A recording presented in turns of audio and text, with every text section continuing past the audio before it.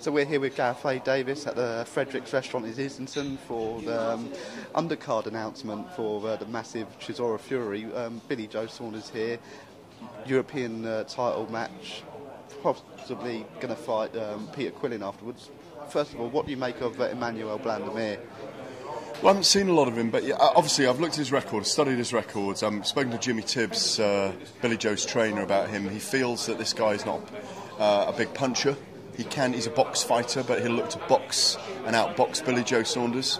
I think it's a good opponent for Billy Joe. I think he's very talented anyway. I've thought so for the last 2 or 3 years. He's proven it over and over again. He's been in very tough fights where people have pushed him, where he hasn't been able to bully people with his power and his combinations.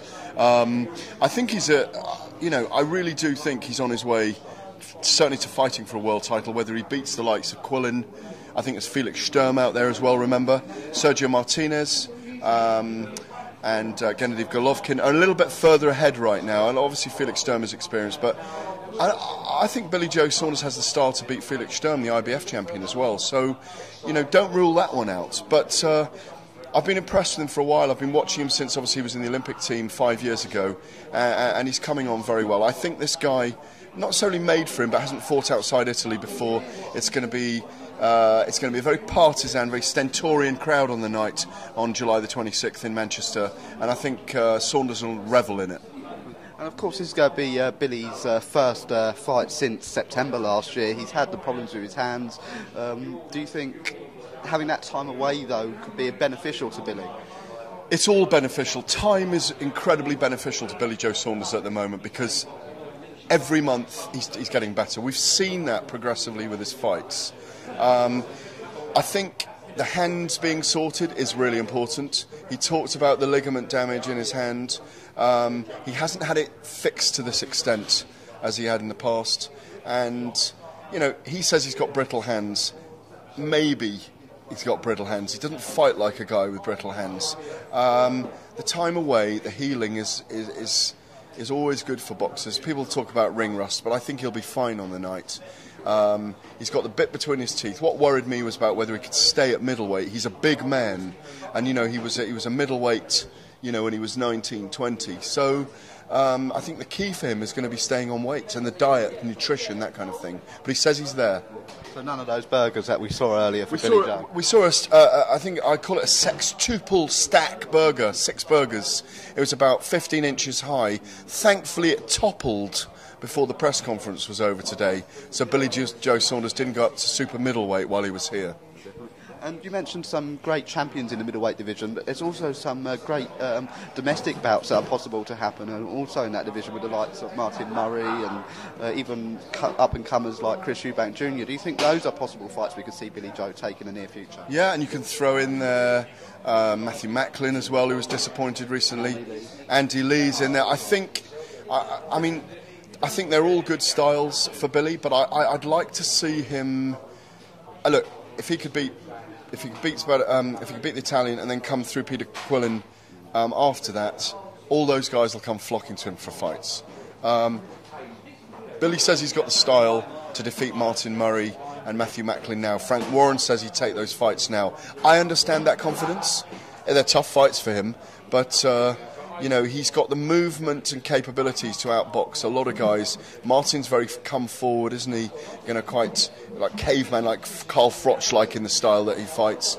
And Matthew Macklin, I don't know, he's a good boxer as well. The key is Billy Joe Saunders has got real great things to aim at. Chris Eubank's behind him right now, trying to catch him up. We haven't seen Eubank fight anyone of significance yet. He was showboating in his last fight. Didn't need to. Needs to get the opponent out of there. It's a great division for Brits at the moment. 5, 6, 7, 8 guys who could all be fighting each other. And you mentioned Billy could go up to super middleweight maybe in the near future.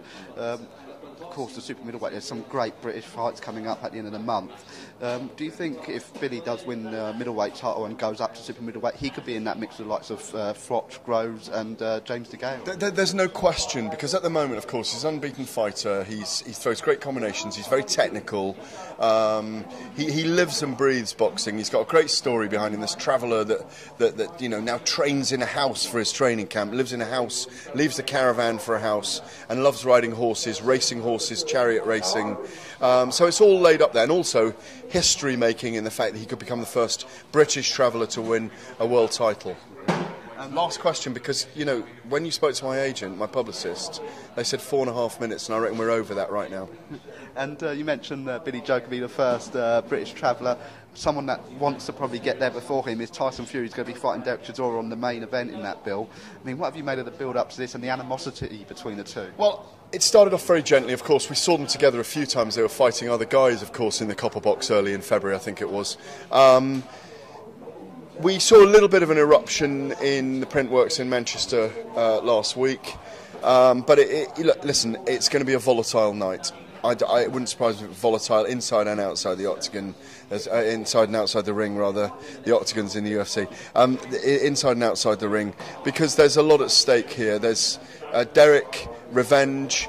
He wasn't in shape when he fought Tyson Fury the first time, but also, of course, he's got the opportunity to get right up there and fight for the WBO heavyweight title. Tyson Fury, an undefeated fighter, he won't want to lose his O. And, you know, they both believe. Derek believes he's reformed. Again, he's got a different dietary program. He's looked really good in his last performance. He's very ebullient when he fights. And Tyson Fury, of course, has got that unshakable self-belief that he's going to be world champion. It's going to be a big night. It's going to be a great night. Can't wait for it. Oh, that's great. Thank you so much, Gareth. My pleasure.